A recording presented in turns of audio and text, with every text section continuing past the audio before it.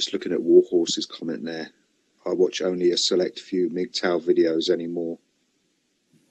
I think that goes back to what we were saying before, you know, where we've factioned ourselves off, and there are people we relate to and people who talk about the things we want to think about. So we spend time, you know, listening to those people and speaking to them on Hangouts. And the rest of it, you know, it's not that it's useless information or not entertaining, because again, there's a place for entertainment. I love Phil G's channel.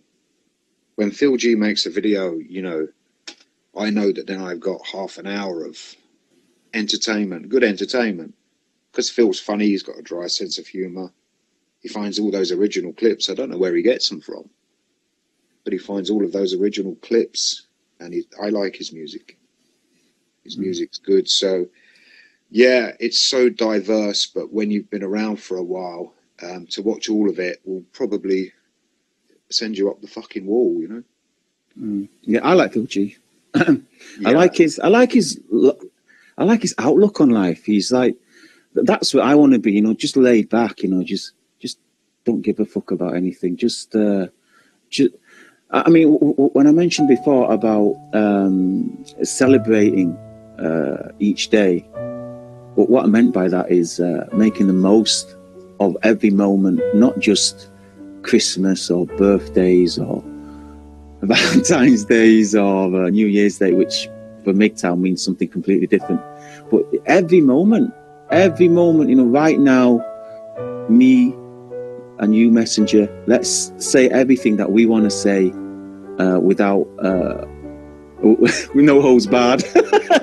Sorry for bringing that guy up. And everyone in the chat room, you know, there's like a group of men there. There's a big resource. There's a big resource of experience and knowledge. Yeah. And to get the best out of that, you have to say the things that you want to, that will bring out the best in each other.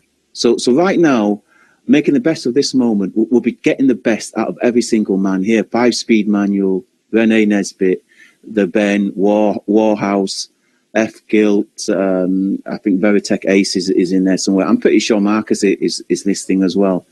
But that's what I mean. Every moment, and as soon as this podcast is finished, if you're going to make a meal, make the best meal that you've ever made. You know, whatever ingredients, if you've just got, you know, some humble ingredients, just make the most of it. And you know, when you're going to watch some TV or some entertainment, you know, make sure it's the best thing you can watch at that time. And the fact that YouTube is such a huge a huge resource for audiovisual media. It's, you know, I think YouTube is wasted watching stuff like PewDiePie, and then when you get up in the or when you go to sleep, make sure, you know, you've got the best bed ever, you know, possible. I know we're in a state often when men, they don't look after themselves, they don't eat properly, they don't sleep properly, they don't wash properly.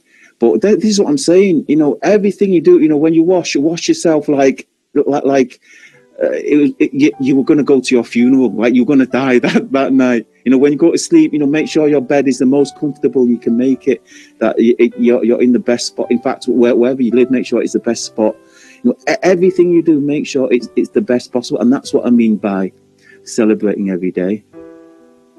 That's funny you say about, you know, sleeping well and having a good bed. That's one of the things I did. Obviously, you know, my last relationship was over 2 years ago now, and the usual bullshit, you know, getting relegated to the couch or just sleeping there because it was fucking more peaceful. But the first thing I did, and I'd had a relationship breakdown before, and what happened before was I didn't realize that when you're in a situation, for me anyway, my experience was 2 years of sleeping on a couch meant that when I moved into my own house and got a brand new bed and new furniture and new everything, because, you know, I left it all there, I still slept on the fucking couch. And I thought, this is insane. And I spent almost another year in my own place sleeping on the couch.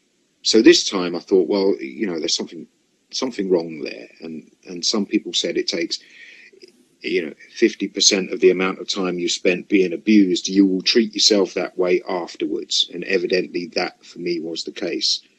I couldn't get out of it. So when I left this last relationship 2 years ago, I thought, I'm going to buy the best fucking bed I can. And sometimes you look at mattresses and they're not cheap. No. And you think, well, that'll last a year, and it's all right, and I'm only going to sleep on it or whatever. I thought, no, fuck that shit. Yeah. You get a really good mattress, and I laid on it, and it just felt like I'd been lifted up. Yeah. Fucking angels, We sell mattresses where I work. I can tell you they range from we sell one for £20. We've got a £20 mattress, and we sell one for £2,000 mattress. They're so varied, and the spring pocket mattresses are very nice. Get one of them. They're the most expensive as well. The foam mattress is pretty cheap. You can get foam mattresses, but you can sort of do your back in with a foam mattress because it doesn't formulate to your back perfectly. But every now and again. You're supposed to flip them over like once every 6 months or something, or is that just once? The foam mattress, I would flip. If you're going to sleep on it every day, I would flip it over every day. Because once it starts to contour around your body, it doesn't do it in a good way. If it's like slightly hard, it's such a difficult thing to describe. But once it starts to dip, that's when it starts getting bad for you. And obviously, I think that's one thing that men don't realise. When they start to slip into depression, they don't look after themselves. They don't eat nutritional food, or they don't eat often, or they'll overeat quite often. Some men will overeat, or they'll overindulge, and these are the comforts that men will try and seek. They'll try and seek comforts in things that are harmful or detrimental to them, and they won't sleep properly. You need a proper.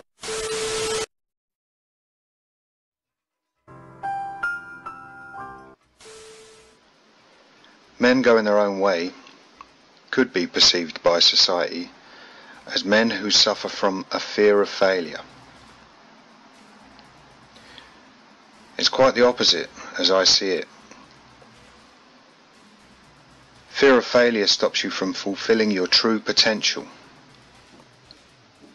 This irrational fear could stem from thoughts that you will no longer be accepted by your friends and family or colleagues. You don't want to look foolish or be ridiculed. So it's a fear of not getting approval or being appreciated. If we can overcome that need for approval and validation, then we eliminate one factor that prevents us from striving to achieve greater accomplishments. None of us were born with this fear. We had to learn it by making mistakes, or we were warned by our parents of the consequences of certain actions. This instilled fear and influenced our behaviour. Society also moulded us into fearful men.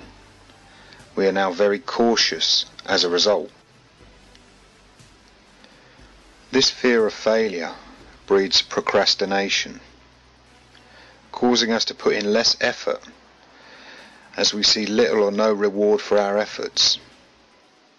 It becomes a self-fulfilling prophecy. So the fear of failure creates the perfect breeding ground for us to fail.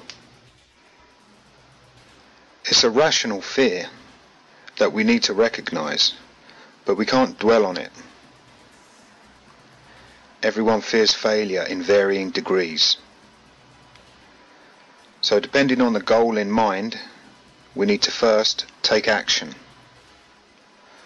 Worrying about imagined scenarios is pointless, as things hardly ever happen as you imagine they will. And the end result of a self-fulfilling prophecy depends on whether your perception of the outcome is positive or negative. So we need to focus on what we want to accomplish, rather than focusing on what could go wrong. There will no doubt be setbacks, and we would be foolish to think otherwise. But if we focus on incremental increases, rather than seeing our goals as insurmountable and enormous obstacles, we can begin to make steady progress. So the fear itself is not the thing that stops us going after our dreams. It's the way in which we react to the fear and the actions that we take as a result. If we succumb to a fear of failure, the outcome will be simply giving up, which isn't an option. Now, we've got more knowledge at our disposal than ever before in history. The internet gives us unlimited access to endless amounts of courses and training programs. You're watching this now. So what's stopping you from taking that first step? We could imagine our future and how it would be if we let every fear we had control us. Where would we end up? At the end of your life, there wouldn't be an awful lot to look back on. Now imagine your life if you faced every fear in your path. You could possibly achieve everything that you set out to do. Then you can look back on your life with absolutely no regrets. We all make mistakes, but we have to learn from them and keep moving forward. When we face our fears, we realize that they were never as bad as we thought they would be. So it's onwards and upwards, brothers. Always onwards and upwards.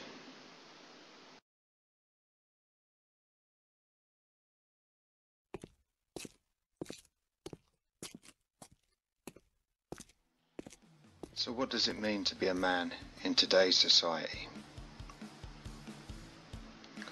What does it take to live autonomously? People talk about men of character. So what's character?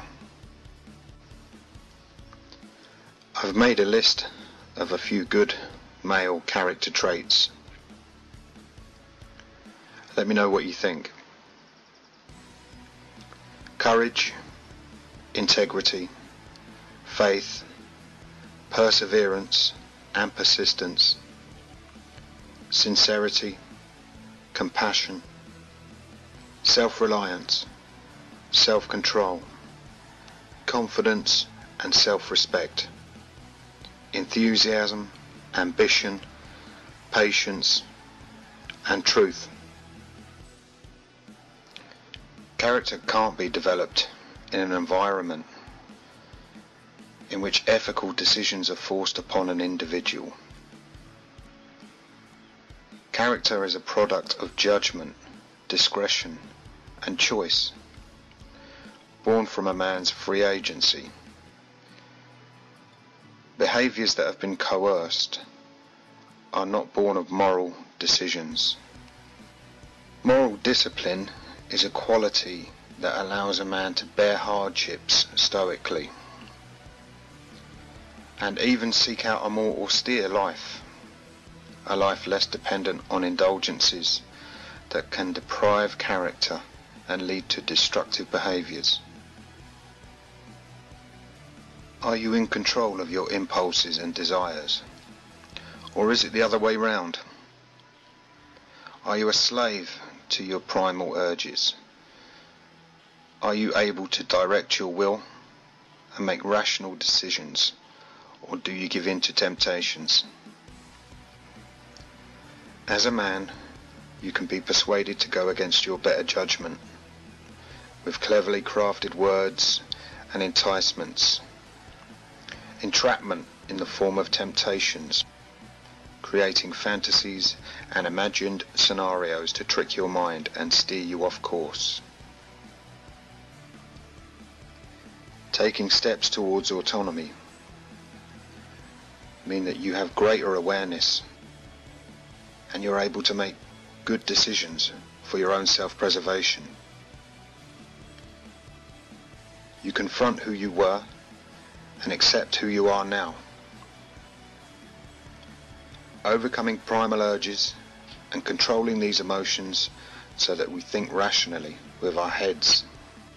We transition from just thinking about the new standards we've set for ourselves to actually living by those standards, being true to yourself. We strive to overcome apathy and learn to live for ourselves without the need for female validation.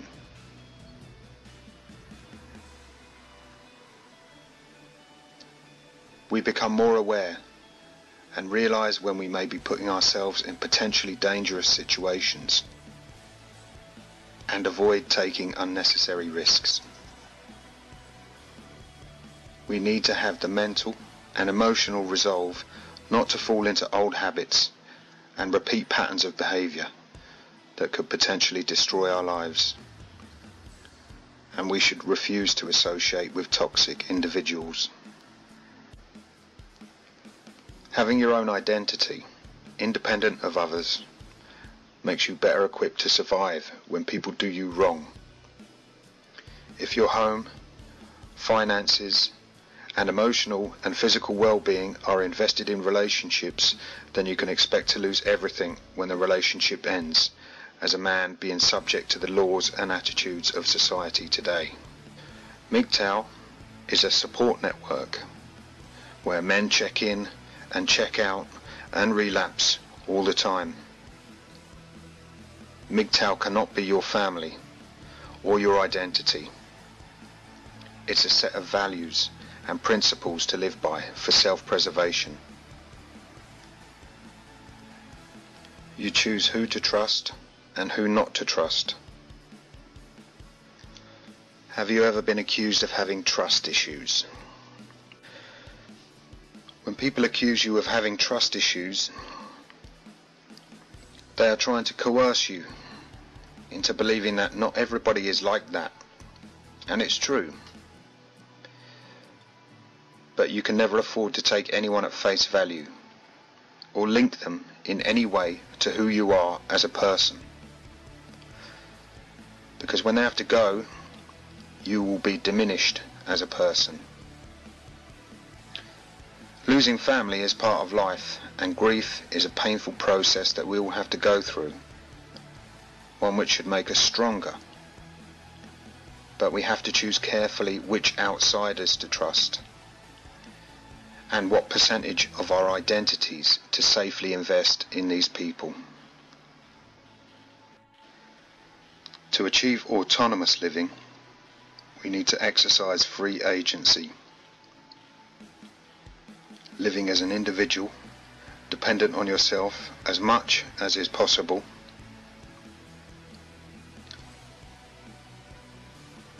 And not being a follower. Being a follower is not being autonomous. Being a drone allows you to be used only as a tool by others.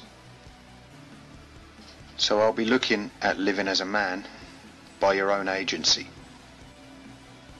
and how MGTOW principles relate to this concept. I'll also be looking at the necessary character traits needed to live as a man going his own way. I'll be looking at the lives of solitary men and comparing advantages and disadvantages of severing the bond between yourself and mainstream society and its values and beliefs. I'll also be exploring solitary pursuits and growing emotionally and in character as a man.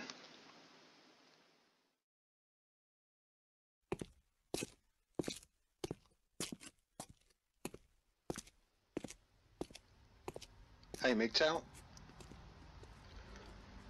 I've been quite busy lately. Busy with work and doing things I like doing. I actually went to a concert the other day. I went by myself. Cost me just under 50 quid. So I'll play you a clip at the end. I wanted to talk about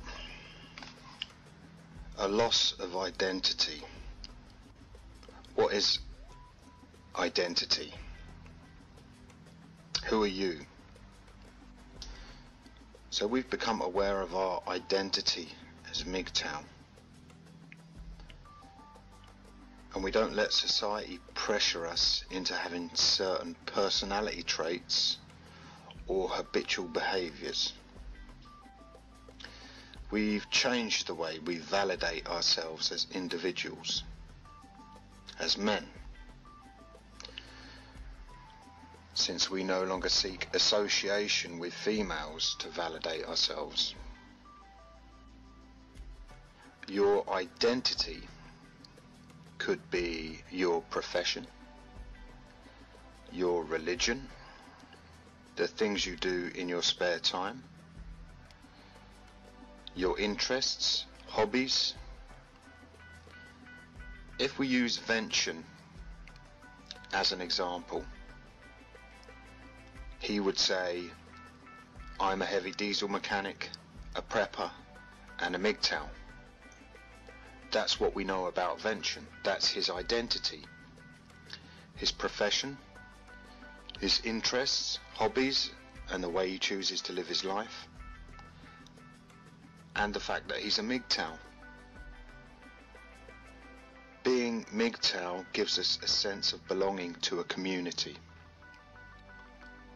and we all identify with the MGTOW symbol because we all come to the same place. We're all watching the same videos, forming the same opinions, and adopting the same values. It's our support network. So many men, including myself, feel lost when they become MGTOW.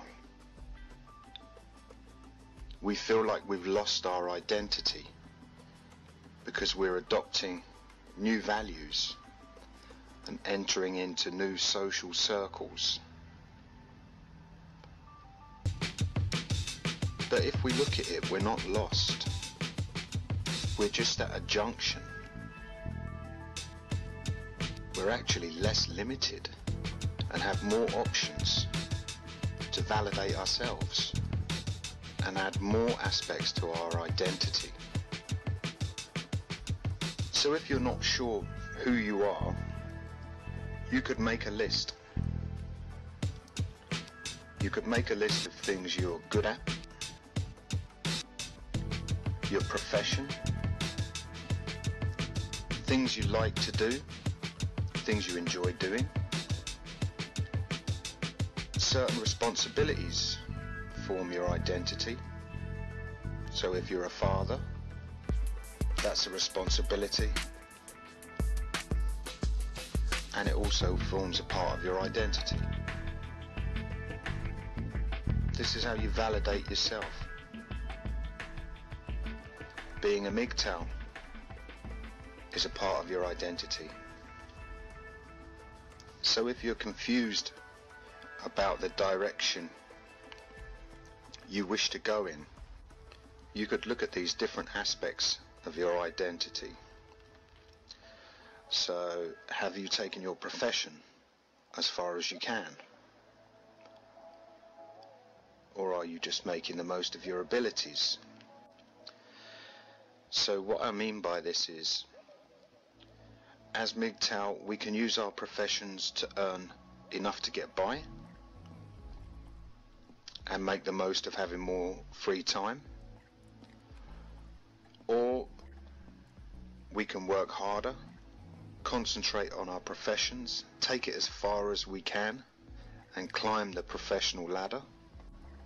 Or we can take our means of earning a living and become efficient and systematic, be methodical, so we work smart, not hard. We streamline the way we work and become economical with our emotions and make the best use of our time, which allows us more time to rest or socialize. If we've got more free time and we're still unsure of who we are, you could add something new to your identity. something you've never done before, something you've never tried. We also have a chance to break old habitual cycles. I know from being in relationships in the past, I would go to the pub a lot more. I would drink more, which is an old habit I no longer have. I drink occasionally when I have free time, and it doesn't impact on my life in any way. So if you have any patterns of behaviour which are detrimental or cause you to become depressed, or that make you procrastinate, a change in your lifestyle, your surroundings, or adopting a new identity, entering into new social circles, anything like that is a good time to break a cycle of destructive behaviour. Because we as MGTOW have to repair ourselves. If we do damage to our own lives, we have little or no support systems in place. So it's better to practice prevention rather than cure. At some point we were all blue pill or unaware of MGTOW. So now we all identify with each other as MGTOW men, and men who refuse to be a part of a gynocentric society. We've adopted a set of values and behaviours in varying degrees that identify us as MGTOW. One thing I want to say, I'm learning a lot from people in the comments sections, but please, if you want to challenge or dispute anything that's being said, could you back it up with documented facts, something in black and white that I can learn from, because toing and froing, arguing opinions doesn't really get anyone anywhere. So if you want to challenge or dispute anything that's being said, just back it up with some documented facts, something in black and white, something that will teach me something new. I'm here to learn as much as everybody else is. Also, this channel has a few rules. I don't deal with racism, you get banned straight away. Any defamatory marks about children, banned straight away, no questions asked.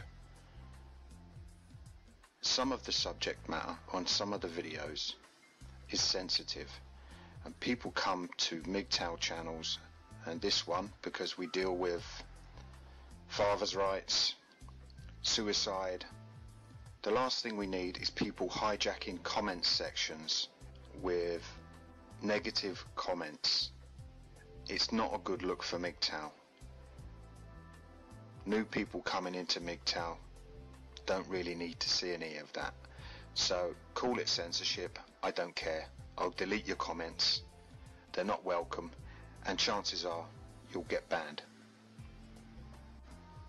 The next video I do will be a kit check for Mount MGTOW, supporting the Mayor's MGTOW Homeless Outreach Project. If you haven't donated already, I'll put a link in the description. If you can, that would be great. All for a good cause. The kit check is just going to be me going through the kit I take when I go to the mountains. Quite interesting if you ever want to go hill walking or mountaineering, so that may be of interest to some of you.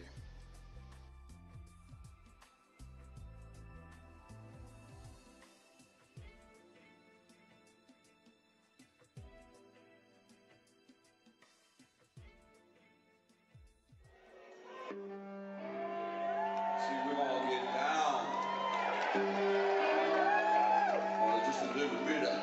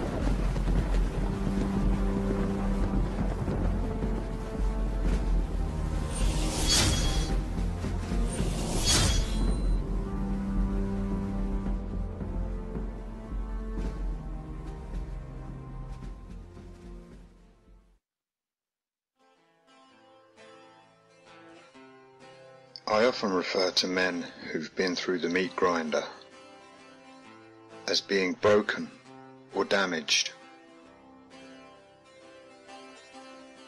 What if we change our perception of the suffering that these men have been exposed to?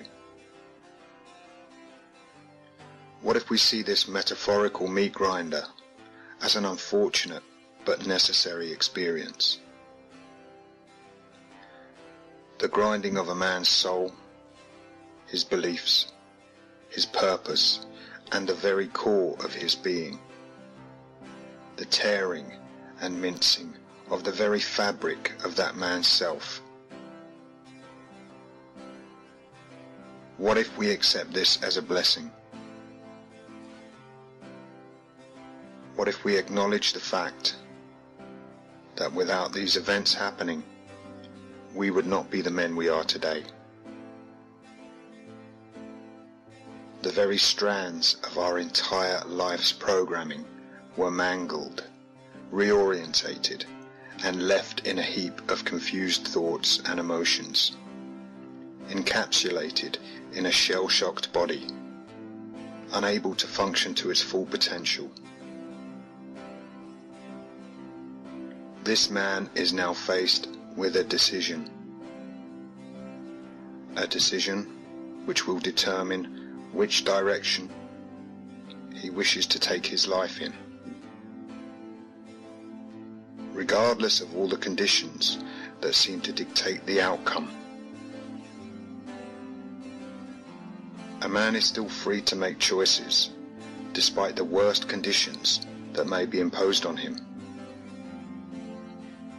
Men survive and find meaning in the most hopeless of situations. Men in prisons still create works of art from matchsticks, even pieces of string. Men who return from wars with missing limbs often push themselves to achieve great things, things that they would never have considered had they not suffered those life-changing events. Mark Ingalls summited Everest after losing both legs, a man driven to succeed despite his misfortune. After suffering these life-changing events, despite any damage sustained, a man still has the freedom to make something of himself. If a man feels hopeless or a sense of despair, then he is in a prison of his own making. He has the freedom to leave that prison.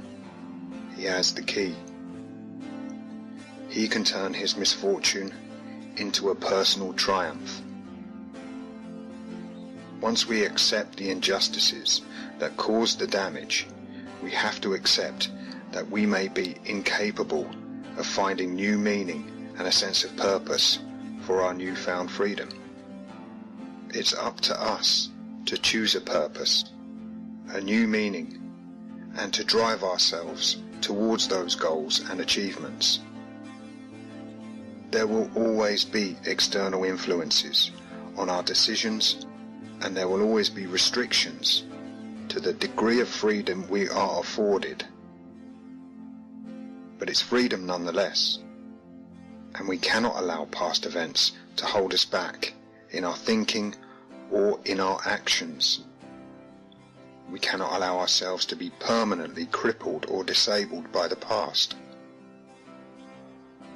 We have to see it as a valuable experience that didn't break us. It made us more cautious, more aware, and more capable. We are always free to oppose and overcome all conditions that we may be subjected to. We have choices.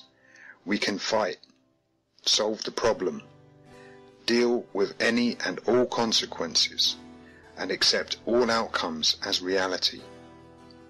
Or we can give up. We are free to do any of these things. It's our decision. It's often a case of just changing your attitude to a situation. A different outlook or perspective can shift your perception and change the way you act and motivate you to overcome these hardships.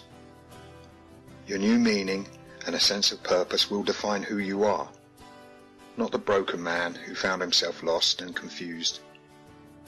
You can't be that man forever. I know men who were the victims of IED attacks in Afghanistan, and these men are unstoppable now. They were driven by a will to succeed. This determination is something I don't see in men I work with every day. Some people struggle with the idea of going to the local shops because they have to walk there. Yet a man with no legs can climb a mountain because he takes his misfortune and he uses his pain and suffering to motivate him. It does not define who he is. He is damaged. He is handicapped. But it has made him stronger and more determined. Use your suffering to help yourself. People don't like the man up message. But this is not a call for you to fulfill your male responsibilities to a society that doesn't give a fuck about you. This is a call for you to get back up and redefine who you are, for you, for your benefit. Before we got betrayed and abused, were we happy? No. We were subjugated. We were exhausted from the constant demands and lack of appreciation. We're free from this now.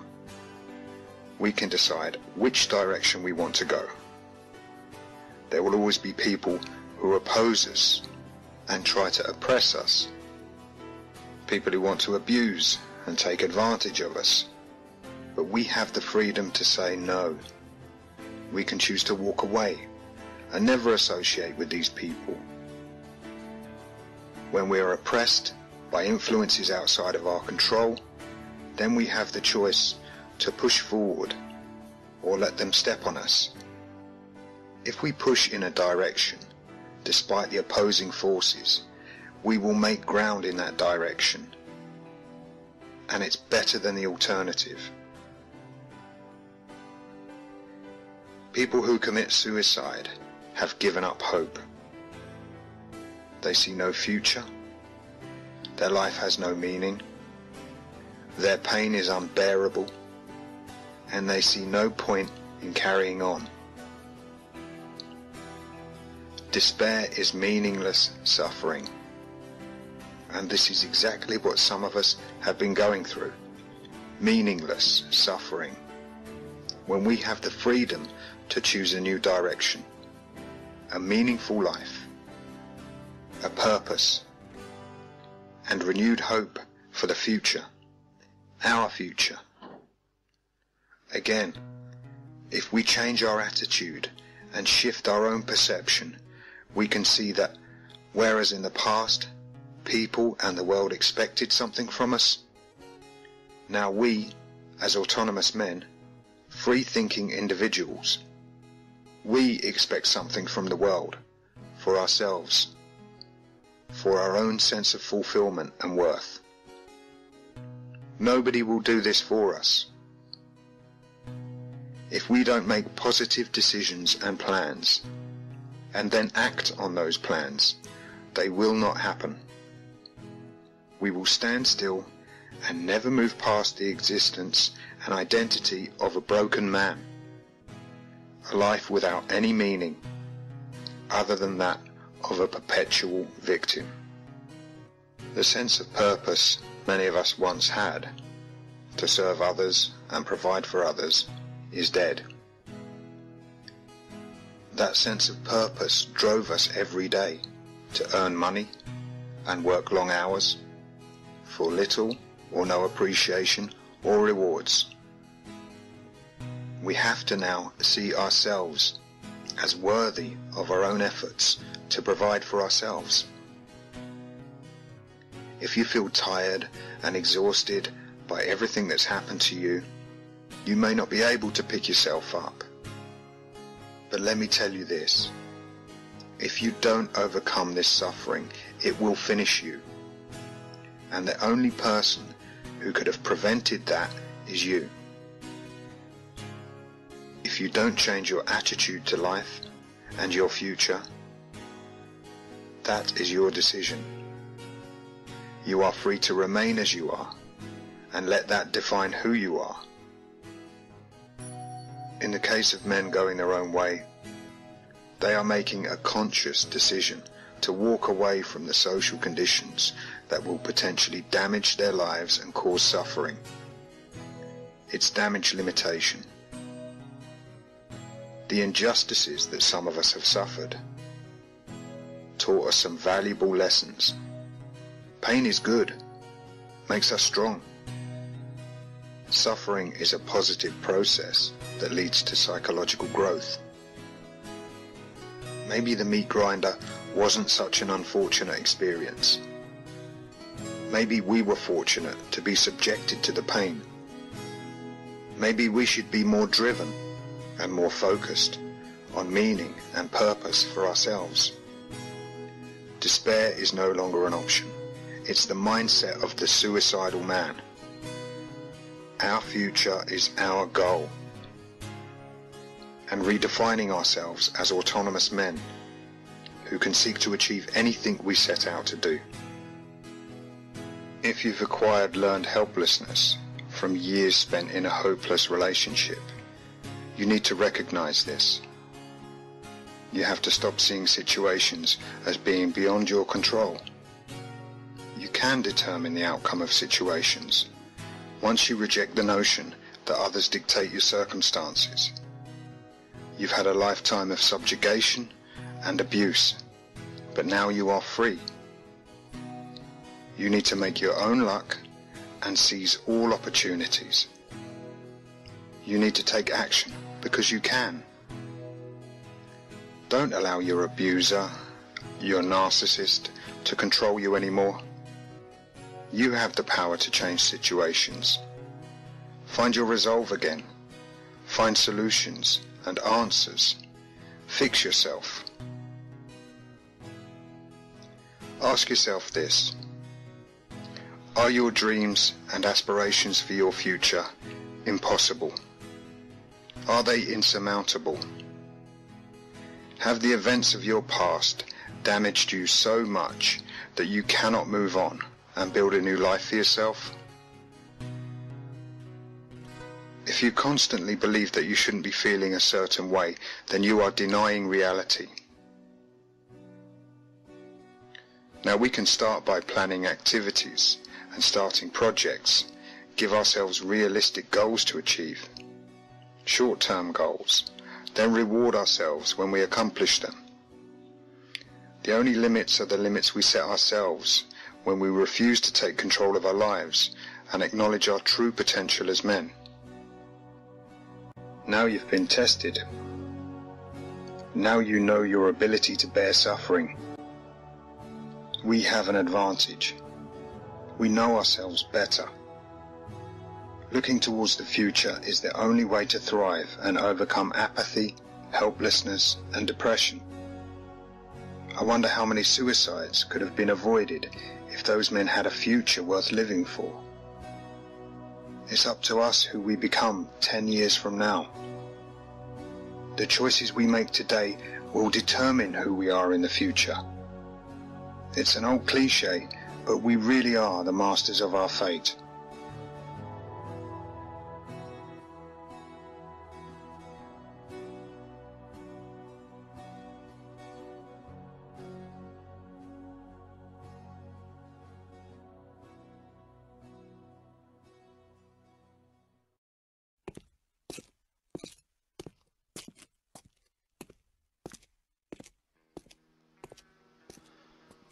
Who in their right mind would object to equal rights for women? Feminism is nothing more than an ideology that preaches equal rights, but in reality it seeks only to destroy the mainstays of civilization, men and the family unit. Feminism, from day one, sought not to empower women, but to disempower men. Feminism and its enablers has for over half a century influenced the core beliefs, values and morality of societies the world over. The subtlety with which this has been achieved has for the most part gone unnoticed by the majority and has become acceptable, despite the degree of oppression and suffering caused to men and children as a result of this relentless campaign of misandry and hate.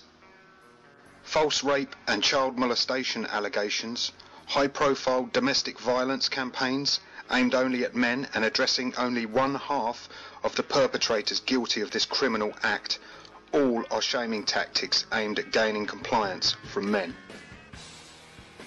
Not only are these psychological techniques used to shame men into compliance, they are also aimed at coercing men into handing over positions of power to undeserving and incompetent women under the guise of equality.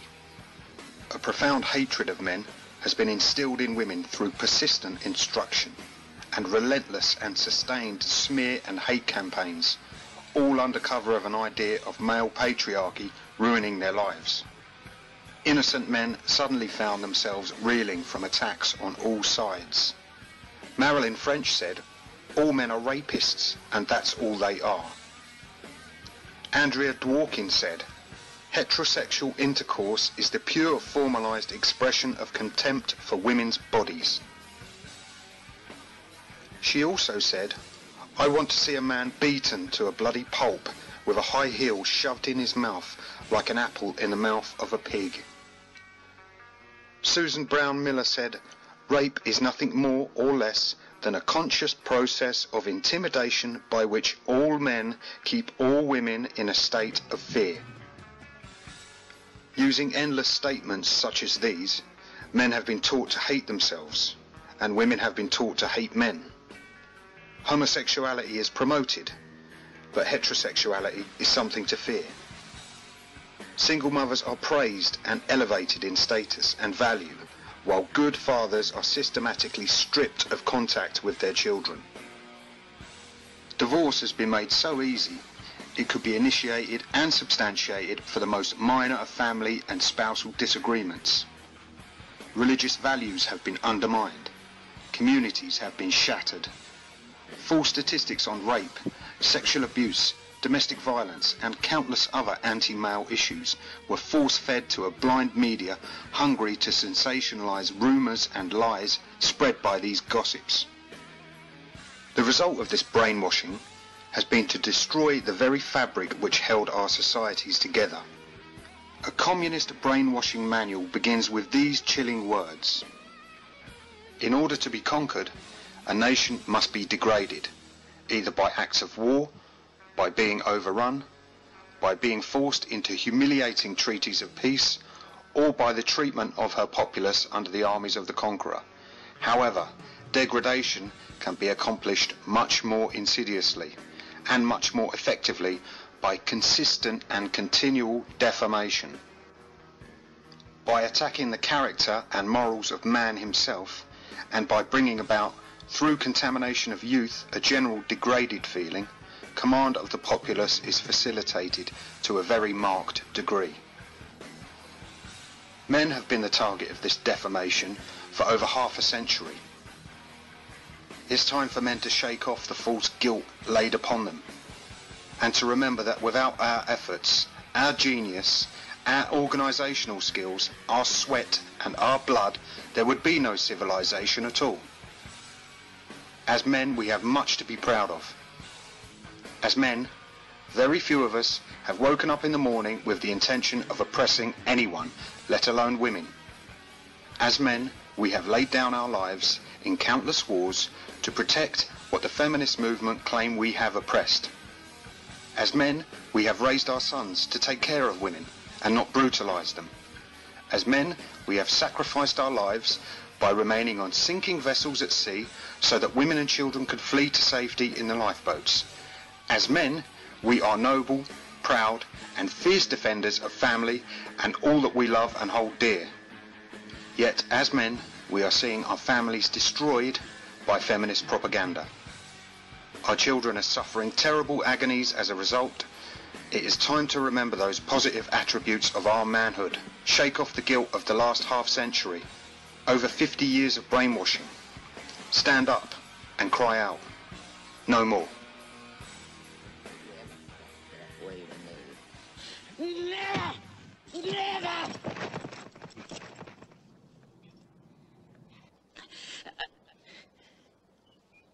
What we've got here is failure to communicate.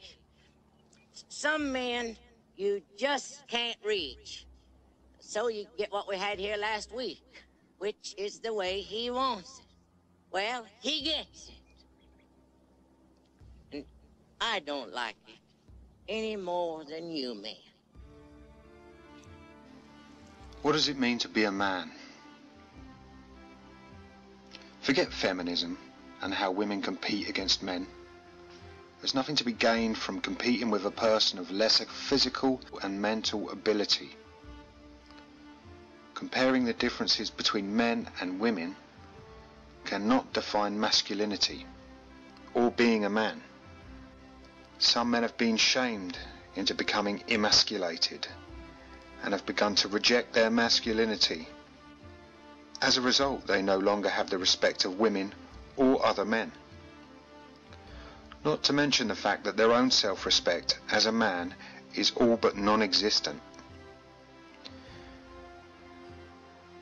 These effeminate males have allowed themselves to be brought down in the hope that this simpery will gain them female validation.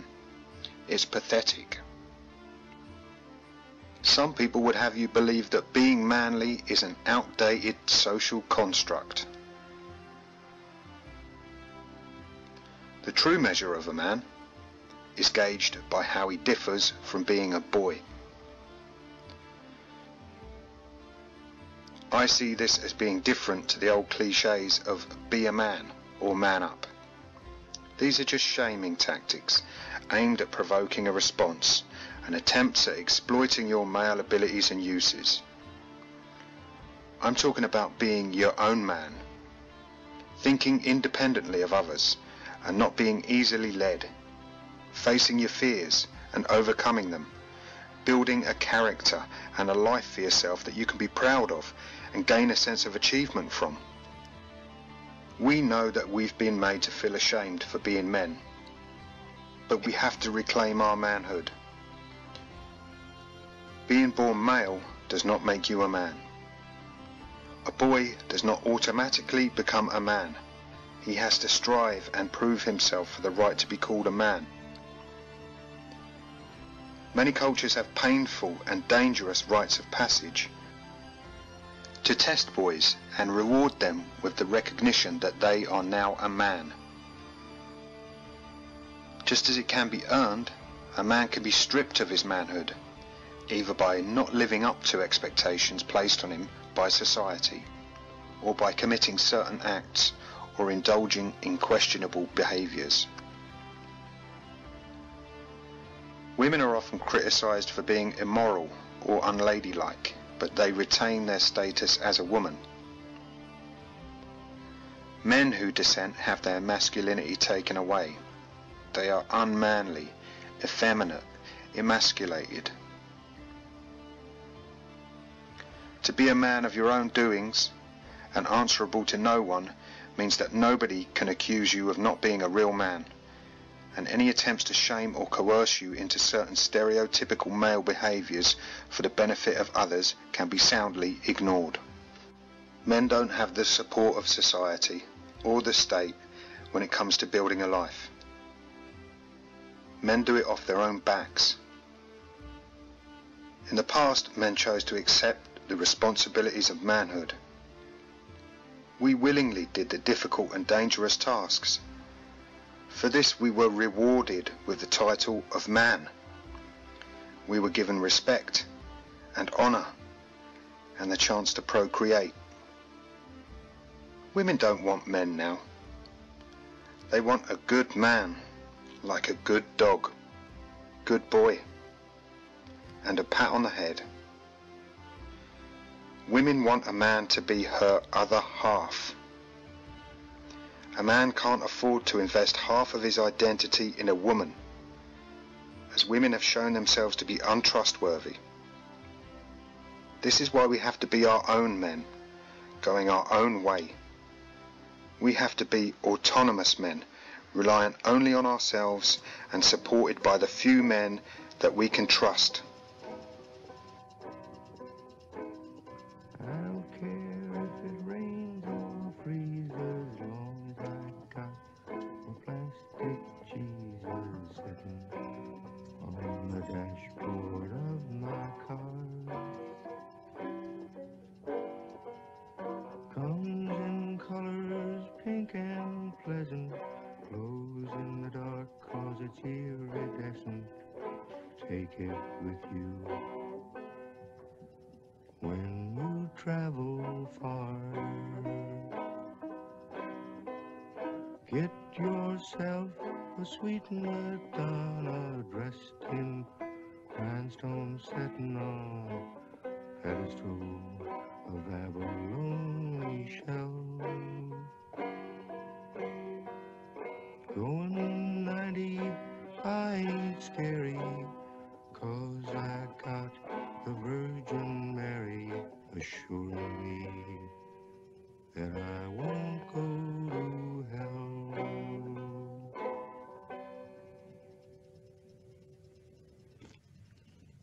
Get yourself a sweet Madonna dressed in rhinestone setting on pedestal of abalone shell. Going 90, I ain't scary, 'cause I got the Virgin Mary assuring me that I won't go to hell.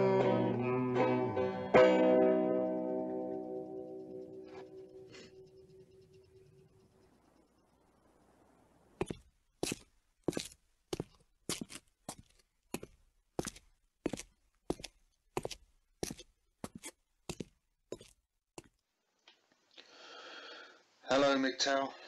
I don't know how many of you watched my video about how I became a MGTOW. There were a few topics I wanted to cover. Some of them are quite difficult to talk about, and to be honest, I've been putting them off because reliving certain things is not pleasant, and I don't think it's good for you.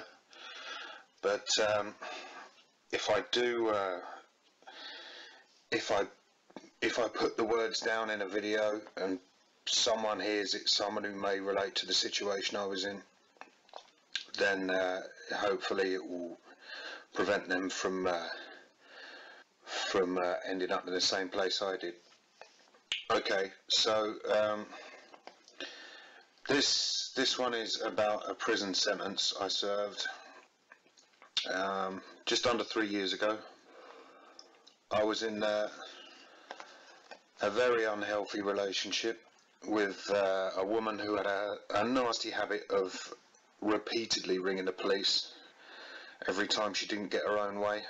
I would estimate around 30 calls, false allegations, basically trying to get me out of the house once she'd got her name on the tenancy agreement. This was a rented accommodation, so once she got her name on the tenancy agreement, she knew full well that if the police were going to remove anyone in the event of an argument, it would be me, despite the fact that that was a house that I'd found and set up with all my belongings, and I'd already lived there for a year on my own, and with my young daughter when she stayed. My daughter was 5 at the time. So this was our home, you know, and we were good enough to let this woman stay with us because she'd just come out of a bad relationship, and I was stupid enough to take pity on her. Anyway, this is how it went down. Okay, in the UK, if a false allegation sticks, you will be charged. When you're charged by the police, bail conditions are set. These bail conditions mean you are not allowed back to the address where the alleged offence occurred. So the bail conditions immediately take effect. If you go back, you'll be put on remand. You'll be basically sent to prison and held until the date of your court case. Then, should you receive a custodial sentence, the amount of time you've already served on remand will be deducted from that custodial sentence. You won't even get to go to court, because the court hearing will be done by video link from the prison. So your feet won't touch the fucking ground. Okay, as soon as she makes that phone call and then the police turn up, yeah, if they're going to take you away and charge you with an offence, you're gone. That's you. So, a false allegation was made. I was arrested. There were bail conditions set. Now, I went back to the address because that's where I lived. And she kept quiet because she'd realised that I could be possibly going to prison, and who would pay the rent. The trouble was, when it got to court, they didn't impose a custodial sentence. What they did was give me a suspended sentence. Now, a suspended sentence means you're basically bound over to keep the peace for the duration of that suspended sentence. So if it's a 6-month sentence suspended for 2 years, if you commit a minor offence within that 2-year period, the 6-month sentence will be activated. And in my case, I got a 16-week sentence suspended, and because of a minor motoring offence during that suspended sentence period, my 16 weeks was activated. So I ended up facing the judge again, and because a false allegation had been made previously, even though I was facing the judge for a motoring offence, my 16-week prison sentence was activated. The judge said those immortal words, "Take him down." When they say that, some of you may know, some of you may have already been in a UK jail, or in a US jail, or an Australian jail, or some of you may already know, what can happen. But when they say take him down, the door you came through remains locked. The door behind you opens. 2 guards come through the door and they handcuff you twice, 2 sets of handcuffs. You're taken down to what is essentially a prison below the courthouse, and they proceed to take your belongings from you. So they go through your stuff. Now, I decided that the pictures I had of my daughter in my wallet I would hand over, because for the time I would spend in prison, I basically needed to keep my head straight with no emotions. Basically just switch off for that amount of time, get it done, and get back to real life. Also, there are certain people in prison, if they find a picture of a little girl and it goes missing, it's there's something sinister behind it, and that's not a good situation to be in. So I went in, with the clothes I was standing up in, and prepared myself for I didn't know what. Okay, I was told I was going to a prison in Bedfordshire, which is an old Victorian prison, and it's basically just for scallies and just wayward lads, if you like. So they put me in the sweat box, which is a vehicle that has a fiberglass box in it about the size of a refrigerator. You stand in there or sit on the fiberglass bench, pretty cramped for the journey, but I didn't take that journey. The guards came and got me out and said, "You're not going to Bedfordshire," and they put me back in the holding cells below the court. So I went back in the holding cells below the court and was then informed that I would be going to a prison called Wood Hill, Now, Wood Hill is a Category A prison, maximum security. Some infamous inmates of Wood Hill prison were Ian Huntley, one of the Soham killers, and a guy called Charles Bronson. That's not his name by birth, he changed it by deed poll. He's the UK's most infamous prisoner, famous for taking a prison guard hostage with a homemade spear and basically making a nuisance of himself for his many years behind bars. So there were a few people I certainly didn't want to come across while I was there. So you don't really know the system. When you get in there, you're put in what they call a first night centre, which is there for you to acclimatise to prison life.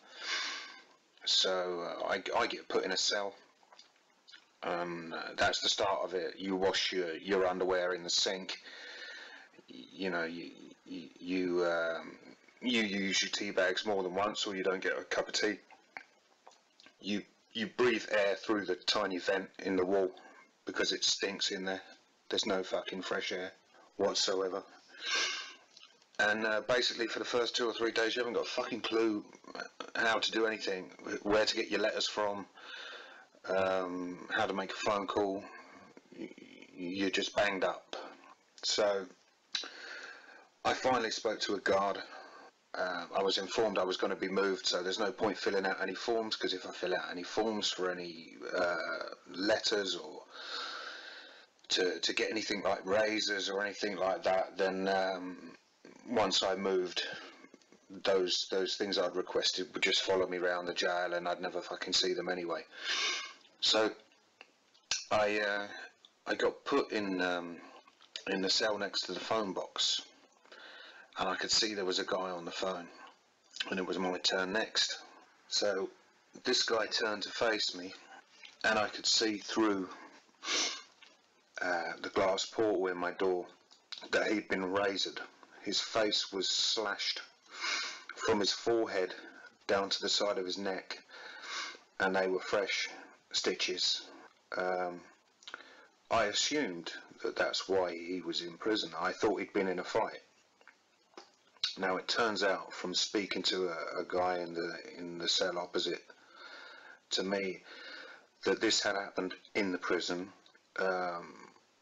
because he was talking when he should have been listening. So a few words of advice were given to me. You know, don't make eye contact, don't run your mouth off, don't lend anything, don't borrow anything, just keep your head down. So luckily for me, the guy who gave me this advice, the guy in the cell opposite, had already done 15 years, and he was still to do 10. His name was John. He told me he'd been in pretty much every single jail in England, Scotland, the UK. He'd killed a man, and he told me he was in for murder. And when I said why murder and not manslaughter, he said, well, I ran the guy over. I said, okay, well, you know, why is that not classed as an accident? And he said, because I reversed. So I'm now a guy who's been sent to a Category A prison, surrounded by men who are getting slashed, and surrounded by murderers who are doing life terms because of a false allegation that was activated by a motoring offence. So I took his advice and I kept my head down. Now, the guy who'd been slashed wasn't slashed in this first night centre. He was slashed on the induction wing. Now, the induction wing is where they send new prisoners to allocate them their wing for the duration of their stay. That's if they don't get shipped out to another prison, which could happen at any time. So John told me, tomorrow you're getting moved and you're going to the induction wing. So I picked up my bag full of belongings. It's just a clear bag with some stuff, your few bits of prison issue clothing and a toilet roll and a toothbrush, bits and pieces, you know. But it's pretty obvious when you walk across the yard and through all the gates in full view of all the other prisoners with this clear bag that you're new, you know. And you do get all the fucking shouts of fresh meat and, you know, all that shit. You do get that. It's not a myth. That does happen. So yeah, I went to the induction wing where I met a guy for the first time. His name was Tom, and I partnered up with Tom. Tom was quite vulnerable, and Tom was on meds for depression. So this young guy Tom, he was in his 20s. Now, he'd been put in this prison for harassment. So basically what they said was, because he kept trying to ring his ex-girlfriend to see his young daughter, and he'd been harassing her. Now, he hadn't been sentenced. What they'd done is they'd remanded him to this jail. So effectively, you're still sentenced. You're still placed in prison. You've still lost your independence and your freedom. Yeah, you're still in this fucking dangerous place where you could get raised at any minute. So this young guy Tom's in a cell with me. Met a few other people, but they didn't really have any stories worth telling. So young Tom had massive highs and lows because of his depression. And on the first night, we didn't get a wink of sleep because the guy in the cell next to us decided to fucking destroy the place and smash everything up. So he managed to flood the landing on the wing. There was water pissing under our door. It was everywhere, running down the fucking stairs. We were trying to block up the underside of the door with towels and just stop the water coming in. So that was our first night on the induction wing. I can't remember if we had a night or two there, but you know, it was just nice to get out there. So after that induction wing, we were told to go to the same wing. So I went to the new wing, and I got partnered up with a different guy who was serving about the same amount of time as me. Luckily, he was normal. You know, he wasn't a psycho. You got to remember, you're sharing a bunk bed with this guy, yeah, and you have to shit behind a curtain in the same cell. So if you don't get on, you're gonna fight. You know, there's one fucking TV in there. All your belongings are in there, all your personal effects, all your letters to and from your family. You know, everything that you don't want to be touched is in that cell. So if you're sharing a cell with a fucking arsehole, there's going to be trouble. But luckily, my cellmate was cool. Tom got put in a cell on his own because he was deemed as being at risk. I didn't find this out until later, so I'll get onto that in a minute. Now, my cellmate got moved for a couple of days, and I knew, because Tom was vulnerable, that it would be good for him to come and spend time in my cell. So I spoke to the guards and asked if young Tom could come to my cell. So they allowed it, and Tom was happy because he knew me, and you know, we'd spent a night in the flooded cell, and he was cool. He knew I didn't care what was on telly, and I'd just let him watch what he wanted because it kept his mind occupied. I was happy to read a book, but I did notice Tom had very, very changeable mood swings. If he didn't have his medication, he would go down rapidly. So after a couple of days of Tom being in the cell with me, he was making noises on the bunk above me, and I said to him, "What are you doing? Are you crying up there? You know, what are you doing? You're not crying, are you? You know?" And he said, "No, I'm not crying. Don't be stupid." he said, can I read your Bible? Because I had a Bible. I found a Bible and I kept it with me. That's a fucking long book. If you're in there for a number of weeks, just get a Bible. You know, it takes fucking ages to read one of them. So I said, yeah, help yourself, read the Bible. Now, he had some lined paper and a pen that he was supposed to be writing letters with, but he didn't write letters. He wrote Bible verses and he stuck them to the ceiling with toothpaste. So when I got up in the morning, I looked up and I could see all these Bible verses stuck to the ceiling. And I thought, well, that's, you know, people do stuff like that in prison. People write things that mean something to them so they can stare at it, you know.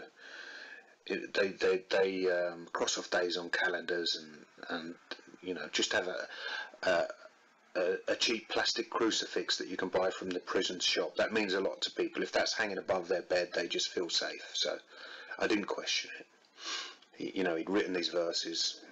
That gave him comfort. So I said to him, well, why don't you come to the library, you know? You don't have to read. There's crosswords. There's stuff to do. You can get a walk. You can get some fresh air. I'll come with you. Let's go over to the library. And just, you know, keep his mind occupied. So we went to the library and read a few books, and I always brought a few back, so I had something to do. You only got 2 trips to the library a week, so I would grab as many books as I could. I think you were allowed 4 at a time. But as we went back into the wing, one of the guards said to Tom, get your stuff, you're going home. So Tom's solicitor had appealed against his incarceration, and it had been overturned, basically because he shouldn't have been in there in the first place. He was just trying to see his kid. You know, he'd made a few phone calls. So Tom looked at me and I said, well, just fuck off, Tom, you know. Don't, you know, he was trying to tidy up his stuff, and I said, just get your fucking bits and pieces and go. You know, I'll tidy up the cell. You don't fucking live here no more, you know, fucking go home and sort yourself out. So Tom went, and I didn't see Tom again. He wrote 1 letter, which was good, you know, it's nice to get letters. But after Tom had gone, I spent a night in that cell on my own. They didn't find me another cellmate. So I read his Bible verses, the ones he'd left stuck to the ceiling. I found them all in the Bible. And if you've got a Bible, some Bibles at the beginning have a section that says where to find help when, and it will give you certain things that happen to people, certain situations or obstacles you're faced with in life. Now every single verse Tom had stuck to the ceiling was from the section where to find help when contemplating suicide, which when you're in a prison cell on your own and it's dark and all you can hear is the guards' keys and the odd attack dog barking outside, and you know, it suddenly dawns on you that if the solicitor hadn't appealed his case and he hadn't been sent home after that trip to the library, then I could have been waking up with a young lad, you know, dead in my cell, just because he wanted to be a dad to his kid. He was in there for no other reason than that.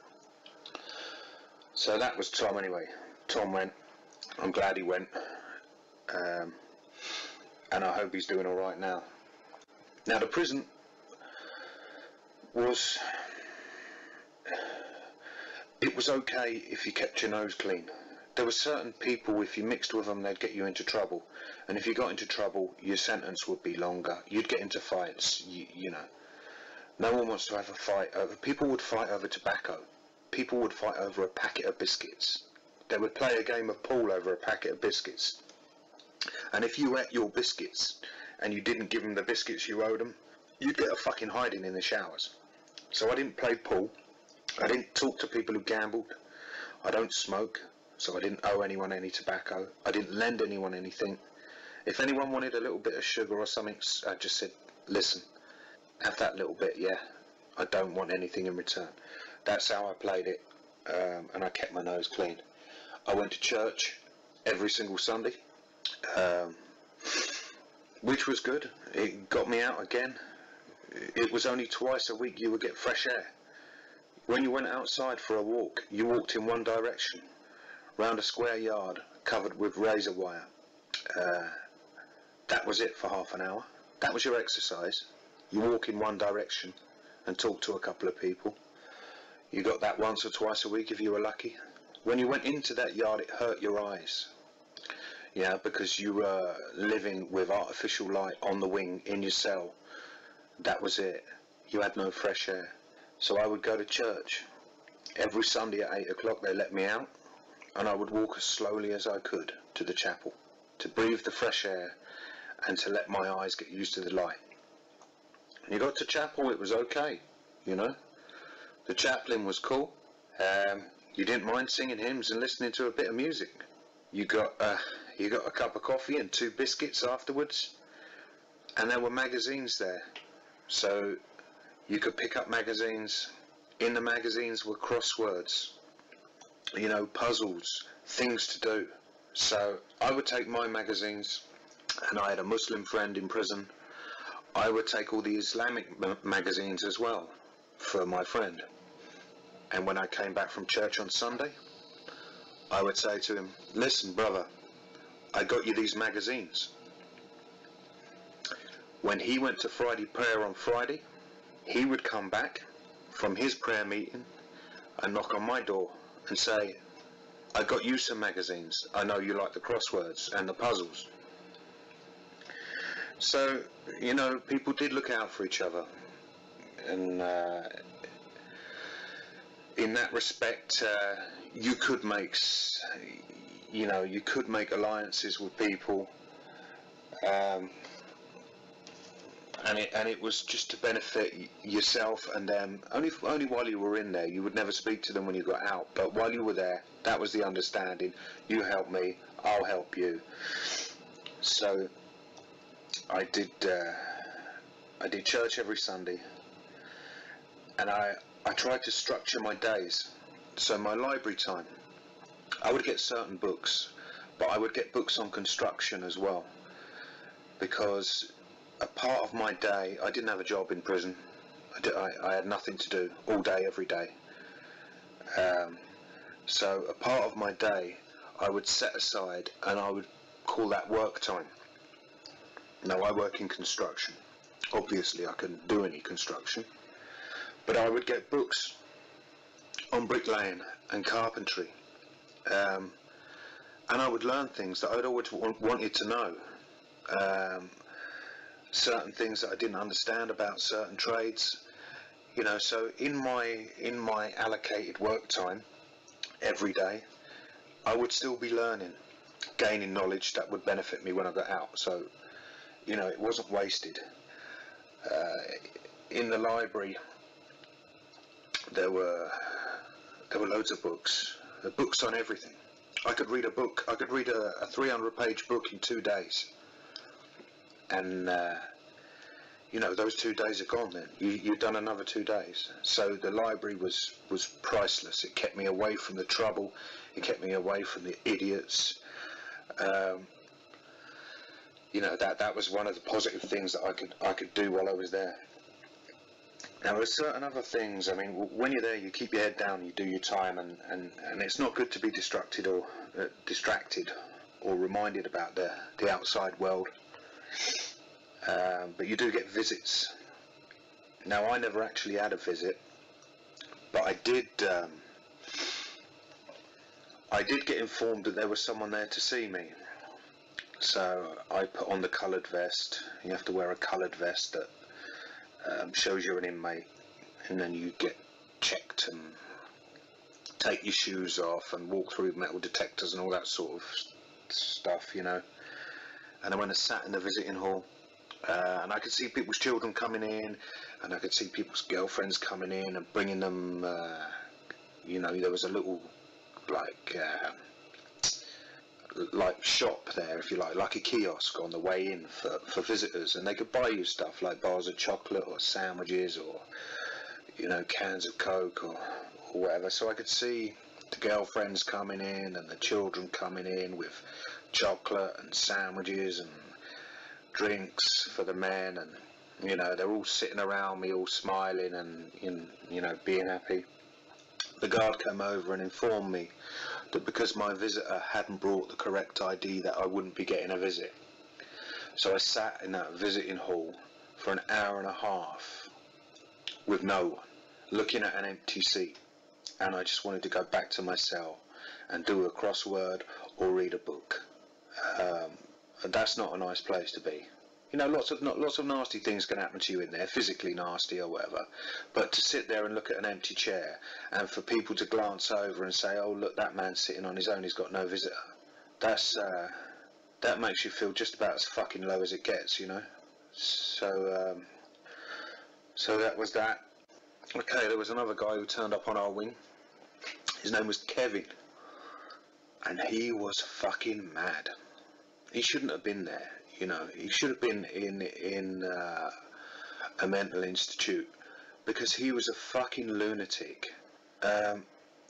You know, he would smash his cell up every night, and he went up to his cell during the day and snapped a coat hanger in half and came down with this broken shard of coat hanger to stab someone with, because they took some of his tobacco, or I don't know, you know, something minor. But he flipped. And my cellmate had a funny habit of winding this guy up, and he convinced this guy Kevin that every Friday we get to go to the cinema, and all you have to do is go to the guard's office and put your name down on the list. And he told him that you would get a hot dog and some popcorn, and it was great, and we had a great time every Friday. Just go and put your name on the cinema list. So Kevin got quite irate and thought he was missing out. You know, no one had told him about this, and he marched up to the guard's office and asked to put his name down on the cinema list for Friday, which got him lots of privileges and locked up for the night. So backfired on him a little bit, but we sort of nervously laughed about it, and luckily nothing else was said about that. There were a few other people in there. There was a guy there who'd been in for, I think he'd been there for about 5 months before his court case come up. Now he was in there because he was accused of doing a burglary. What had happened was he'd been bailed to appear in court, and the bail conditions meant he couldn't go back to his house, so his partner was left in his house. All this guy wanted to do was get his credit card so she couldn't max it out. So he'd returned to the house, gone in with a key, retrieved his credit card and left. She then reported a burglary, said he had been into the house, which was an offence in itself, and stolen a credit card, his own credit card. And that guy, after 5 months, finally got his court case and his appeal hearing, but he's still done 5 months in a Category A prison because of a woman ringing the police and making an accusation of burglary. It's just another case of the police listening to a woman, charging in, thinking they're some sort of fucking hero, dragging a man out of his own home, and throwing him in a prison. So that was that guy. There was another guy I felt quite sorry for. His name was Brian, and he was a truck driver. So this truck driver, he'd had an accident on the motorway. Now he had a clean record. He'd never been arrested before, and obviously had a good clean driving record because he was a truck driver. It was his living. Now he had changed lanes and hadn't seen a vehicle in the blind spot, and this vehicle unfortunately left the motorway and hit a concrete bridge, and there was a young lady in there who died. Brian was in for 4 years.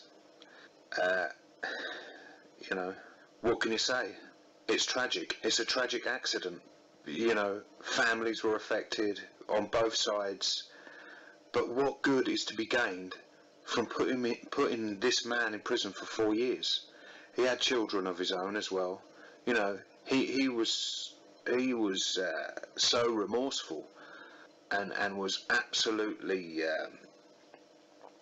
racked with guilt about what had happened. You know, it wasn't his fault. It was an accident. You can't bring the girl back. You can't change what's happened. And I don't see how putting him in prison would make it any better. Now, I've heard time and time again, you know, that if contact orders are in place for child custody, if the woman breaches that order and doesn't allow a child to see the father, she could be placed in prison. I'm not aware of any one of these orders that's been enforced, simply for the reason that they won't put a mother in prison. They won't do it because the child needs the mother. She's a parent. Yet but they're all too fucking quick to put a man who's had an accident in prison, a family man, you know, who's accidentally killed someone. He's got to live with that, but they'll still lock him up because he's a man. You know, if it's a woman, you can't lock her up. She's got kids. Why then can you lock him up? He's got kids. You know, you're punishing his kids as well. It's an unfortunate thing, but it's, you know, two wrongs don't make a right. So I felt quite sorry for that guy, Brian. He would stand in the corner and look at the floor. And when we went out to the exercise yard, he wouldn't walk around. Sometimes he would just sit in the middle and just stare at the ground. So he was internalising everything that happened to him. And by the time I got out, he was still there. He still had years to serve. So he'd just been thrown away. I felt quite sorry for that man. But there you go. It happens all too often. Okay, so basically this is the situation you can be in. I mean, you can be placed in a prison, and if you think you can't, you know, you can. If you're in a relationship with a woman who rings the police every fucking 5 minutes, sooner or later, yeah, they're going to find something. She's going to say something. She may cause self-inflicted injuries, and that sounds far-fetched, but it's not, because I've seen it happen. You know, she'll lock you out of the house, she'll call the police will turn up. By the time the police have turned up and put you in cuffs or questioned you on suspicion of an offence, you know, she's had time in that house to do whatever she wants. You know, she can scratch herself, she can cause marks to her face. That's assault, yeah? Whether you did it or not, whether she self-harmed, you know, whether she did it on purpose, whether she's done it before to someone else, yeah, it carries a 6-month sentence in the UK. It carries a 6-month prison sentence, and you will serve a minimum of 3 months. You will go to prison, yeah? And what happens to your life when you're in prison? Who knows? You'll lose your job, you'll come out, you've probably lost your house, you'll come out, you'll be on benefits, you'll come out to nothing. If you've got no family who'll support you, just the act of going in prison will destroy your life. It's a downward spiral. So if you're in a relationship now with a woman who rings the police to get you out of the house, or to teach you a lesson, or to get back at you, or, you know, if she's trying to get you thrown out so she can keep the house, yeah, what you need to do, when she's out, get some fucking removals vans and get all your stuff out of there. Get it put in storage, or have a place already set up. You need to keep your mouth shut. You need to save some money. You need to get a storage locker, or you need to get another place to stay, or a family member who's got an empty garage. Let them know what you're going to do. Yeah, because if you get arrested and taken away, the bail conditions mean you can't go back to that house, or you'll be placed on remand in a prison until your court case comes up. So you won't be able to retrieve your things, and you'll be lucky if you can go back there. You'll lose it all, you know, and she'll get to keep it. There'll be an injunction set as well if you're convicted, which lasts for a minimum of a year. So you can't even go in the street. So if you're thinking of leaving a woman, you've got to be very, very clever about it. You've got to make sure she doesn't know what your intentions are. You've got to organise removals. You've got to get your stuff out of there. Okay? Get all of your gear and leave. And just make it clear you don't want to be with her. And then you keep a record of every single time she contacts you. So you've got records of harassment. You've got something on her. Yeah? If you're arguing with a woman, what you need to do, you'll see the signs. You know, maybe she has one too many glasses of wine every now and then. You know, maybe if you behave a certain way and it doesn't meet her approval, yeah, she'll attack you, she'll abuse you, she'll do what she does.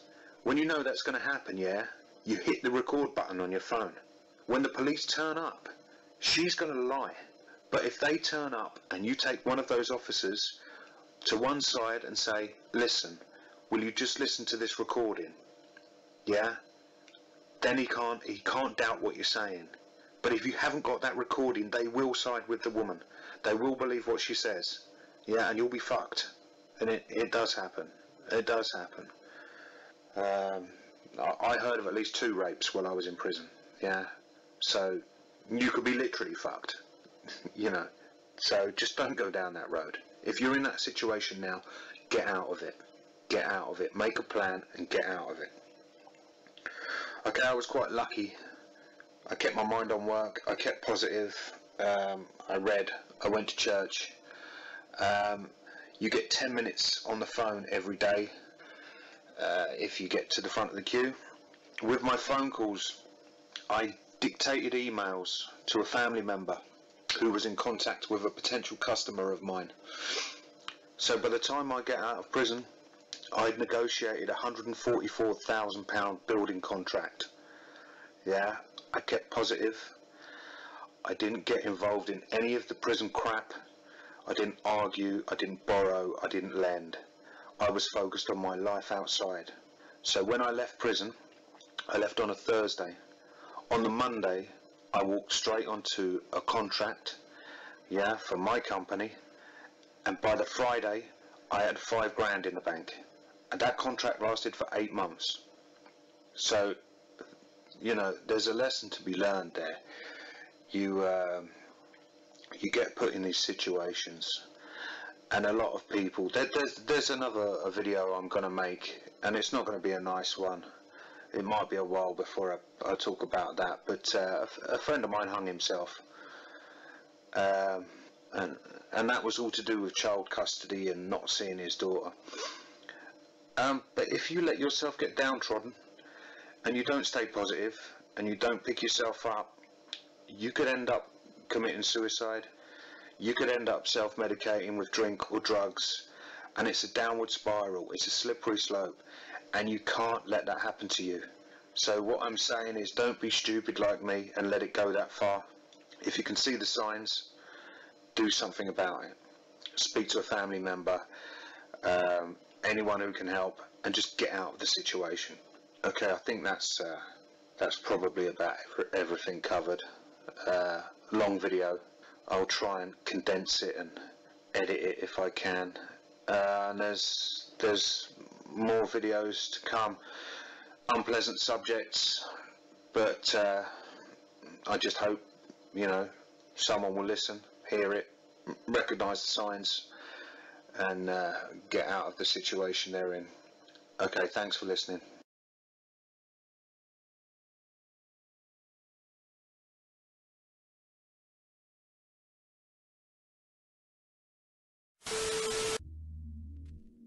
Yo, Philly, what up, G? Man, I appreciate you sending me these videos, man. If you could do it more often, man. I mean, I know every day is pushing it, but it's cool, man, for a lot of reasons. It seems like I'm like talking to somebody, you know what I'm saying? I don't really say shit to anybody all day. Just stay interactive with someone, and you know, I'm always willing to listen, man, you know what I'm saying, just out of respect. Just someone sends me something, man, I feel then I have to listen, man, just out of respect, you know what I'm saying? So doesn't go wasted. Your time isn't wasted. But it was pretty cool watching the MGTOW video, the first one you sent me, because it was just nice to hear someone just talking, you know what I'm saying? No music, no nothing, just talking. And so I was like, dude, I'll listen. I sat down and kind of in a meditation pose, you know what I'm saying? But you know, the meditation is something I'm trying to get into, man. It's hard, man. Like, just like I was asking about this yoga, man. It's like I've been stretching in the mornings for like 30 minutes, and it's just a simple thing to stretch, you know what I'm saying? But it's hard as fuck to really get around to it, you know what I'm saying? You have to really push yourself. And I've been wanting to meditate, you know what I'm saying? I've heard a lot of good things about it. And to me, there is a universal truth to it in my eyes. The way I see the universe is something like, if you want to get up and get energized and do something, to me it almost makes sense to sit there and actually do nothing. That it can kind of be, you know, I think in the world kind of opposites, like kind of our universal truth, you know what I'm saying? It just kind of makes sense to sit there and do nothing, that it can actually help you do something, you know what I'm saying? Which is weird, but it makes sense to me. But about the meditating, man, today was a good session because, you know, you just do it for 20 minutes or whatever, and, you know, whatever, he's real cool about teaching it and shit. But this time, I like most of the time when I try to do it, I'm focusing on keeping my back straight and like my body straight, and it just hurts too much. I can't even fucking meditate. So this time I put my back against the wall, put a little pad under my feet, because that shit hurts too, just even sitting in a regular pose, you know what I'm saying? So I could actually get my mind off all the pain. So that's a positive, man. I think I can start trying to integrate it more into my daily sessions, you know what I'm saying? But about the MGTOW, man, I listened to it and I liked hearing stuff. It was cool just to hear people talk. The meaning of stuff, like, do we have meaning, or what is meaningful? Because when you talk like when you talk in a cosmic sense, it's just hard for even our brains to grasp cosmically what's going on. Like last night, I just got into a session of watching How the Universe Works on the Science Channel, and when you're talking about, you know, the sun is like a million times more massive than the Earth. And there's a star 1 billion times more massive than our sun, the biggest star we've ever found. And you start talking distances and stuff like that, like it takes a year for the light just to even reach the Oort cloud, which is our objects that, you know, revolve around our sun. I mean, a year for light to hit it, you know what I'm saying? Like, we're seeing light from 20,000 years ago, you know what I'm saying? I mean, it's just insanity thinking on a cosmic sense. And when it comes to meaning and what's meaningful and the absolute truth of meaning, I can't really, it doesn't really make sense to me. You know what I'm saying? Like, I don't even really see why it's important to think about that. You know what I'm saying? And the only importance I really find is within myself and being happy just within myself. You know what I'm saying? I mean, I can't really worry about if what we're doing is meaningful on a cosmic sense, because it's just too big and too vast to even grasp. You know what I'm saying? Like, you know, a lot of things have meaning, man. Dude, thanks for sending the vids, man. Looking out for me. You know what I'm saying? Just some communication, some constant communication will help, man. I got a little bit more time now in my day because I switched my workouts at the gym from 1 to 6. So now I got a whole day to do whatever I want. So if I dedicate a little time to figuring some stuff out. But anyways, man, this is the longest message ever. But I just don't feel like typing shit, man. All right, man. Thanks for the vids. Yo, I'll talk to you in a minute. Peace. That was a friend who had reached out and actually requested that I send him MGTOW material. Now, mind you, my friend, he's not hung up on women. It's not like he was in a recent horrible relationship and had a falling out. That's not why, you know, why he seeked the knowledge within MGTOW. as far as I'm concerned, he's a MGTOW. I've known him and how he lives for a long time. He doesn't really know what the definition is, and can you blame him? People that label themselves MGTOW don't know the definition. Apparently I don't either, because there are those who say, you know, the history goes back and that we're distorting it. It's just a label, and that's fine. It's an acronym that's useful to bring like minds together. If we didn't use the acronym at all, it would just be scattered videos, and there would not be a community. I mean, at the same time, don't misconstrue what I'm saying. I wear that label, and I don't hide my face. I feel indebted to it. It's been nothing but positive, and only gave me valuable information. I'm not coming from a place of ill intent. And I think for the most part, maybe detractors aren't either. You know, they don't grasp the situation in the full spectrum of what's going on. You know, there's a lot of layers to this shit. Also, you know, why some people think MGTOW leads to stagnation, like we're not doing anything with our lives. You know, some people are saying this. I personally don't see it this way. For the most part, like maybe I'm not aware of these people. Maybe there are people who are stagnating and depressed, and it's making life worse for them. When I watch MGTOW content and it's showing like fucked up shit that's going on with men, it just reinforces.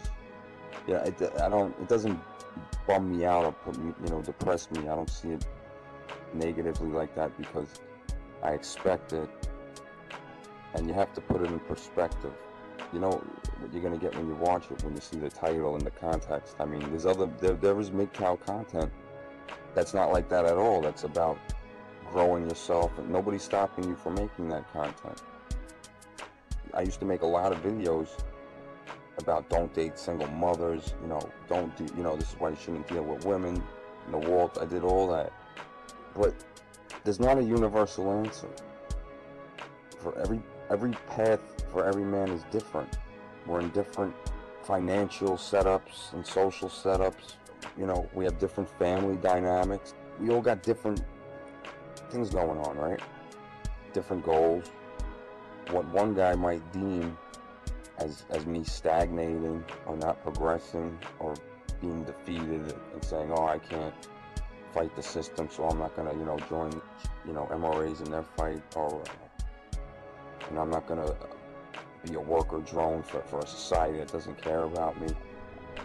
It depends what your goals are.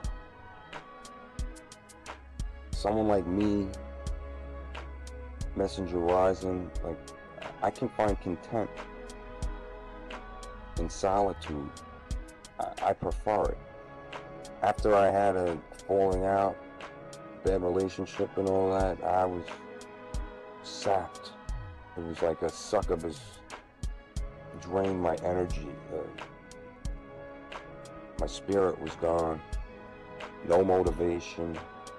And Stardust talked about, you know, the ensuing void, and, you know, the malaise when you wake up and it's like shit. You reevaluate what's important, but it doesn't have to be a bad thing. And I was very depressed and down. I'm clinically depressed, so that's something that's going to happen anyway. Everybody takes different time to fucking heal and get through shit. One guy might take 2 months, another guy might take, you know, a couple years. I came into MGTOW about the same time as this other guy, and I saw he recently did a video. He's still all fucked up, like he's still missing his chick and shit, but you know, one of the differences is, he was still talking to her not too long ago, and I completely cut off communication and all ties like a year ago, and you know, that was it. And that, you know, it was rough for a while, but now I'm back at the point where I refound motivation from different sources. You know, I'm back to making music. Yeah, I lost my old audience, sure, because ties were cut. You know, I embraced MGTOW, which of course that people don't understand it. I lost most of my fan base due to that. But that's okay, because guess what? First of all, you need to understand about me, I never made music for people per se. In other words, It's not an ego thing where, oh, I want to make songs people like and, you know, oh, like me and listen to my music.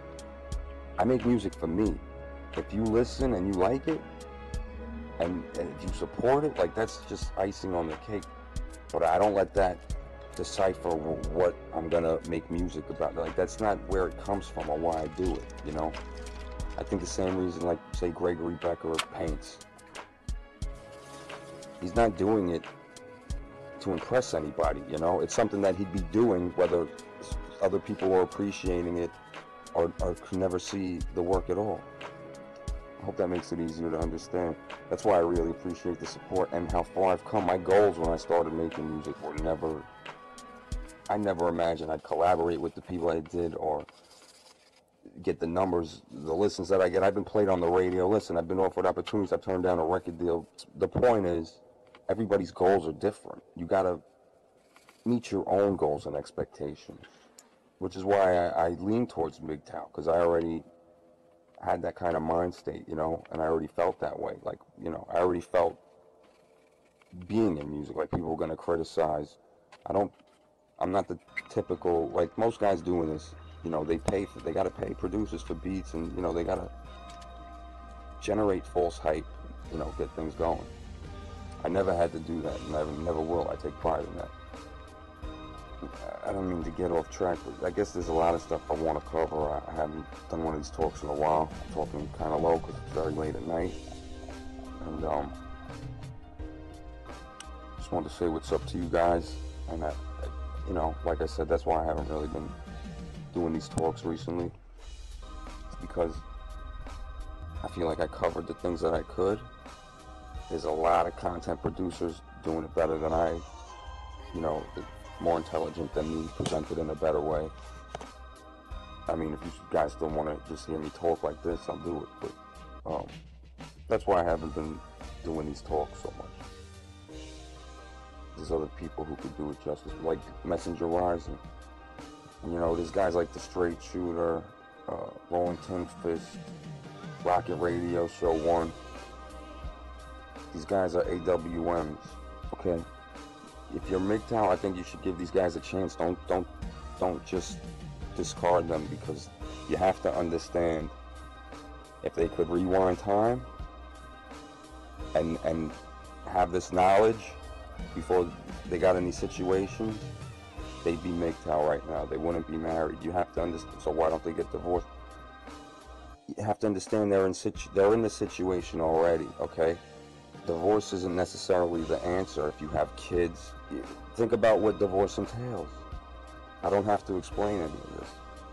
So that, you know what I'm saying? Just, I mean, you can understand that, right? So these are just voices in the fight that agree with what we're saying and are putting forth the same message. So I don't see that. There's no harm in that.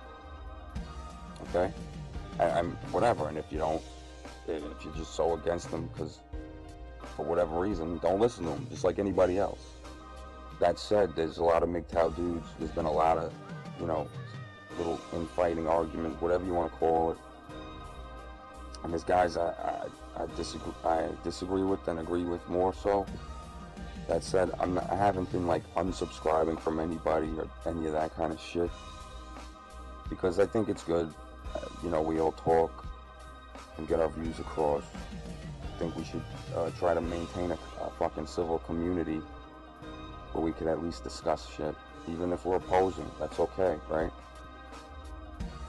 And if we keep having opposing views, we can agree to disagree and kind of, you know, go our own way again, without being like enemies or talking shit about each other. You know what I mean? Just agree to disagree. But MGTOW to me is about self-preservation and betterment and achieving your own goals and being comfortable, doing the best for yourself as a man, and trying to look out for other men if you can. Don't be a dick, right? Gain knowledge and experience and share it. Not everyone's gonna agree. Not everyone walks the same path in life. Not everything works the same for everybody. And we're all very independent thinkers, so there's always going to be clashes, right? But ultimately, we're just trying to find answers and cope with the world and the situation that we're in the best we can. So in conclusion, I think it's okay that there are some channels that provide, you know, therapy in the form of venting. I think that, you know, there are always going to be new guys who need to hear it. I need to hear, you know, hear it again over and over from new sources. And there have to be channels like just about bettering yourself. We need all, I think the more diverse, the more the diversity there is in these channels, the better. And so I try to keep it different. I try to give you guys some shit to provide entertainment, to laugh at. I try to provide something serious sometimes. But yeah, it's not going to be for everybody. I don't expect it to be. But it's too bad how some guys, I don't care if you leave this, you know, the YouTube MGTOW community or whatever. But I do get offended when people throw mud on the name or make it an objective or a mission to make MGTOW look like shit because it didn't fulfill, you know, what they perceived as a goal for them, or what they think MGTOW was supposed to lead them to or give them or, you know, direct them. I don't know what they expected. I don't know what you expected if you're angry about MGTOW, because at the very least, you have to admit that it's provided you with some fucking amazing information and helped you gain like knowledge of self. And I mean, if nothing else, you know, just perspective, even if you disagree with everything. Why people get so mad at it, it's just beyond me. Like, I don't know what you thought it would bring you to. That's up to you, where MGTOW brings you. That's why I love it, because the videos, Spetsnaz, messengerizing, they help you on the path of self-actualization. And that's, you know, how I see that. I guess I'm considered more extreme because, like, I was more open to dating and interactions with women and all that, but I'm definitely leaning more towards just solitude, because you can't find the answers without. In other words, you have to find them within. You can't fill any voids with companionship with anybody, you know. You have to be content and understand yourself. It's like being around people. It's just escapism, unless they're completely red pill and you can have like really deep conversations with them. Because I don't pursue it at all. And yeah, I have no problem with that. And I was very resentful, angry, bitter, all that shit, but it really has dissolved, you know. I felt like my fucking heart was gone, there was a void and shit. It's back, it's not the same, it's fucking colder and shit, but it's stronger. I'm not unhappy. And that's thanks to MGTOW. So, thank you, MGTOW.